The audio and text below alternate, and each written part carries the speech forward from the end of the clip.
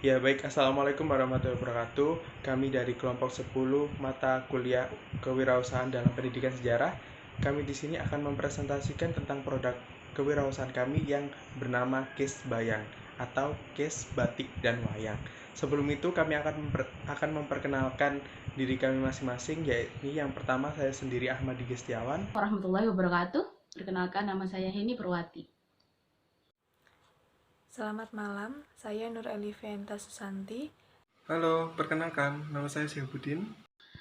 Oke, saya akan menjelaskan tentang latar belakang dari pembuatan case bayang ini atau case batik dan wayang. Yang pertama adalah kita bisa lihat di masa sekarang penggunaan smartphone itu sudah melekat dalam kehidupan manusia. Semua hal di dunia ini bisa dikendalikan dari satu benda kecil yang lucu, yaitu smartphone. Semua hal bisa dilakukan dari sana. Dan kemudian karena penggunaan smartphone semakin dekat dengan kehidupan manusia, otomatis keamanan smartphone itu penting, terutama tentang keamanan bodi smartphone. Dan karena hal itu, maka diciptakanlah case atau pelindung smartphone yang biasanya digunakan di belakang smartphone itu. Kemudian karena pada awalnya case smartphone hanya berguna literally untuk melindungi smartphone saja, kemudian ada inovasi case digunakan juga untuk fashion, dan desain-desain case sekarang sudah sangat-sangat beragam. Alasan dari beberapa latar belakang tersebut, kelompok kami melihat belum ada case HP yang bertema dan berdekorasi batik dan wayang. Kelompok kami mengambil case batik dan wayang dikarenakan pada masa ini kita sebagai generasi muda itu kurang tertarik dengan penggunaan batik dan wayang. Terutama menurut kelompok kami juga desain batik dan wayang ini sebenarnya estetik sekali ya, namun pengemasannya kurang modern. Jadi beberapa paling kita lihatnya topi, selendang, tas atau apapun. Nah, ini kita kreasikan baru ke desain case yang mana bisa lebih trendy, bisa lebih fashionable, dan bisa sekaligus juga melindungi HP kita. Jadi ada 3 latar belakang utama, yaitu fashion dari kita, yaitu fashion dari HP sebagai salah satu item fashion. Kemudian keamanan smartphone ini menjaga smartphone agar awet lebih lama, dan budaya. Kita bisa melestarikan budaya juga, bangga dengan budaya dengan case bayang batik dan wayang ini. Terima kasih. Baik, di sini saya akan melanjutkan ke bab 2 tentang gambaran umum dan rencana usaha. Yang pertama ada analisis pasar. Analisis pasar terdapat 3 poin, yakni segmentasi, target, dan juga posisi. Untuk segmentasi sendiri yaitu pengelompokan konsumen. Nah, di sini berdasarkan umur dan juga berdasarkan tempat. Mengapa kok berdasarkan umur? Karena memang klasifikasi umur sendiri itu memiliki fashion yang berbeda-beda. Contohnya ada golongan muda dan juga golongan tua. Kemudian tempat ini pusat perbelanjaan ataupun kampus ataupun car free day yang lain sebagainya. Kemudian target kita ada di mahasiswa dan juga masyarakat. Mengapa demikian? Seperti posisi kita, yakni ingin mengenalkan lebih dalam lagi tentang budaya Indonesia, utamanya batik dan juga wayang. Kemudian yang kedua ada analisis pesaing. Dilihat dari perbedaan produk sendiri, kami dari yang lainnya itu pertama dari segi desain. Memang desain kita itu terbatas, namun mempunyai tujuan yang sangat luas, yakni seperti yang tadi memperkenalkan budaya Indonesia. Maka dari itu desain kita memang dikhususkan untuk batik dan juga wayang.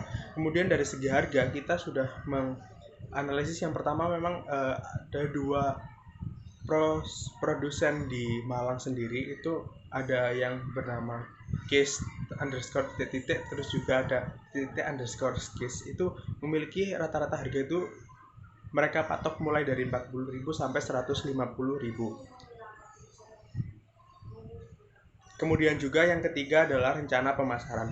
Nah, di sini rencana pemasaran terdapat 3, yakni pertama memperkenalkan ke mahasiswa dan juga masyarakat umum melalui sosial media seperti Instagram, Twitter, Facebook, dan juga lain sebagainya.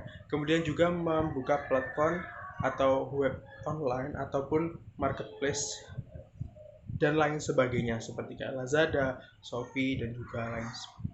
Kemudian juga mengikuti pameran-pameran yang ada di mungkin pameran kewirausahaan yang ada di kampus, di luar kampus juga bisa. Kemudian yang terakhir adalah strategi pemasaran. Di sini strategi pemasaran sudah dibahas sebelumnya, yakni memang penempatan kita yang pertama ada di kampus sendiri dan juga ada di Car Free Day dan juga di kayak pameran-pameran tersebut. Untuk promosinya sendiri kita offline dan juga online. Mengingat memang kan kita pada zaman ini online juga sangat mempengaruhi pasar. Kemudian juga untuk price-nya sendiri yaitu kita untuk chapstick sendiri itu 30, kemudian untuk paper chapstick-nya ada 15. Selamat malam, saya Nur Elivianta Susanti. Selanjutnya saya akan membahas mengenai metode pelaksanaan yang akan dilakukan oleh kelompok kami. Metode yang akan saya bahas adalah persiapan, pelaksanaan, dan promosi. Pada bagian persiapan, kami akan memilah dan melakukan survei terhadap target market, kemudian menentukan koloni market atau tujuan pemasaran, kemudian memilih bahan case yang sesuai dengan target market, kemudian memilih bahan kertas dan batik sebagai bahan backdrop atau sebagai bahan utama, kemudian menentukan standar harga pada setiap case dan backdrop batik sesuai dengan kualitas produk, kemudian mempersiapkan sistem promosi baik secara offline maupun secara online. Kemudian pada bagian pelaksanaan program, hal-hal yang akan kami siapkan adalah case polos berbagai tipe HP dan mempersiapkan kertas serta kain batik. Kemudian proses produksi, kemudian proses pengemasan, proses pemasaran offline dan online, serta yang terakhir adalah pengiriman kepada konsumen. Metode promosi dan penjualan yang kami gunakan adalah melalui offline dan online. Melalui pemasaran offline, kami lakukan pada sebuah komunitas reseller maupun dropshipper, serta melakukan pameran UMKM. Kemudian secara online, kami menggunakan metode integrated atau struktur platform startup seperti website yang terintegrasi dengan Instagram sebagai daily content. Kemudian memanfaatkan marketplace sebagai final transaksi berskala nasional. Dan yang terakhir adalah penggunaan promosi melalui Instagram, Facebook, WhatsApp, Twitter, serta media sosial lain. Oke, izinkan kami untuk mengulas kembali apa itu case stick. Case stick adalah bentuk kolaborasi case yang memiliki desain batik ataupun wayang. Jadi di sini kelompok kami memiliki visi untuk menghasilkan produk dalam negeri yang berkualitas serta melestarikan batik dan wayang. Kemudian kami juga memiliki misi. Yang pertama, menghasilkan case batik dan wayang yang berkualitas. Yang kedua adalah menghasilkan case batik dan wayang sebagai tren kekinian. Kemudian kami akan membahas tentang anggaran biaya. Apa saja yang diperlukan sebelum kita melakukan produksi? Yang pertama adalah pembelian case. Jadi di sini kelompok menggunakan 2 jenis case. Case yang berwarna bening dan case yang berwarna-warni. Seperti itu. Yang kedua adalah pembelian backdrop. Yang ketiga adalah pembelian kemasan, packaging, dan yang ketiga adalah opsional yaitu pembelian kain batik. Seperti itu. Kemudian untuk keunggulan produk case stick sendiri, biasanya kalau teman-teman nih habis beli case, custom case gitu kan, biasanya setelah dipakai seminggu, 2 minggu udah bosen. Nah, kalau custom case yang biasanya itu polanya kan digambar di sini. Jadi setelah seminggu, 2 minggu bosen, kalau mau desain lagi pasti kan beli case-case-nya lagi ya.